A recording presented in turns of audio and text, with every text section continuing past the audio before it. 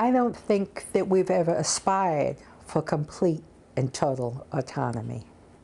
It's just that when it comes to the business sense, the religious things that happen within our nation, that's our business. That's not anybody else's business. And I see no need to have Great White Father come in and tell us how to do this. The controversial Narragansett smoke shop opened its doors Saturday at noon, and 24 hours later, its shelves are almost empty. 7 weeks ago, the tribe postponed opening the shop at Governor Kachiri's request.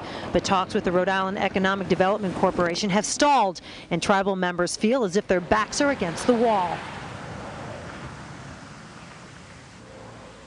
Meanwhile, the governor provided this statement regarding the opening of the smoke shop.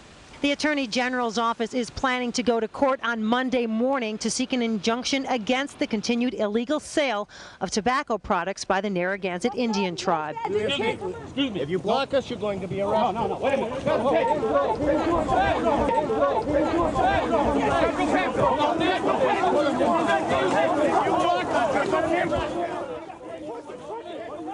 Even conservative folks, people who are kind of politically conservative, were saying, that's not right, that's not how we treat our neighbors. It was a flash from 1963 or 64, right out of the civil rights era, when people would stick attack dogs and fire hoses on people.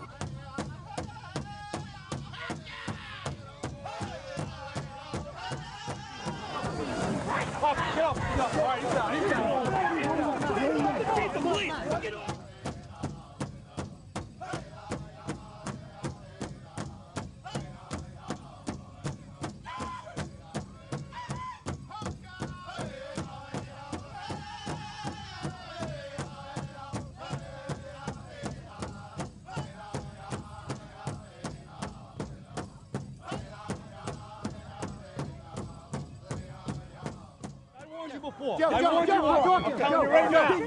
off of me! When you're up there, push your get your hands off me! Kevin, let me talk. My land! Get your hands off me! Chief, can I talk to you? I'm going to detective division. Can I talk to you? Can I talk to you? Away from you guys, go. Can I talk to you? Stay here, LT. Can you come talk to me? Dan! You guys alone. We need some papers up here. I have papers for you. Where are they? Are you guys getting this? This is over cigarette sales. Stand up with all these guys doing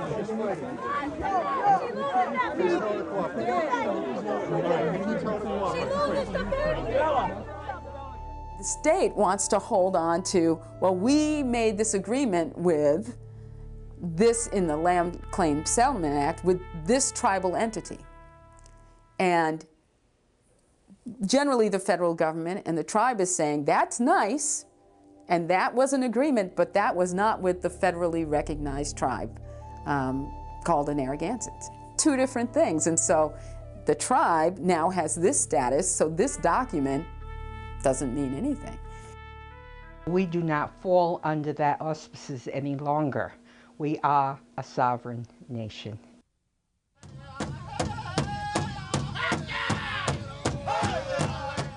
We're a nation within a nation. You know, we have our own bylaws, we have our own police department, we have our own community. And it's tough to live in society with you being a nation within a nation. It's beyond reach for them to accept that there can be a sovereign nation that predated the history of the country and the establishment of this little state of Rhode Island and Providence Plantations, that how can this entity exist as a government when it's just a bunch of folks of color? And in Rhode Island, they'd say, and half of you don't look like natives anyhow. So there's this real disconnect, kind of psychologically. That's kind of the nice version. The not nice version is that it's just flat out racism. To have these people come down here with dogs, it looks like something out of Mississippi in the damn 60s. The hell's the matter with these people? There's kids in here. He's a minor. There's kids. I would die for my tribe, Chief. I'm sorry, what are you saying there? I will. Sovereignty means that we can live our life to the best of our ability sharing and doing for one another without putting a burden on anyone else. And by selling cigarettes, which was our right as a sovereign nation, we weren't hurting anyone. What would it mean to the larger community if the tribe was self-sufficient? There's something scary in it for majority folks, and I don't know what it is. The only way to solve problems, to achieve reconciliation, to understand each other is through real, honest, well-intentioned dialogue. And that's not the dialogue that happens with lawyers in the room. It's not the dialogue that happens, at the State House. It's the dialogue that happens when small groups of people get together to actually find out who each other are. And then all of the misconceptions can kind of be dispelled.